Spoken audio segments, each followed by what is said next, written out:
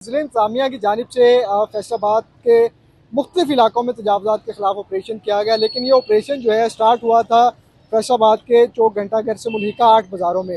तजावज़ात free ये बाज़ार करवाए गए। उसके बाद एक पाबंदी ये लगाई गई कि बाज़ारों में जो है किसी किस्म के व्हीकल्स जो हैं उनका दाखिला ममनू है। अब जो है इंतज़ामिया की जानिब से ये फैसला किया गया है कि चौक घंटाघर से मुल्हिका 8 बाज़ारों के जो दाखिली रास्ते हैं वहाँ पर गेट नस्ब करके किसी भी किस्म की ट्रैफिक जो है उसका दाखिला जो है बिल्कुल ही ममनू कर दिया जाएगा।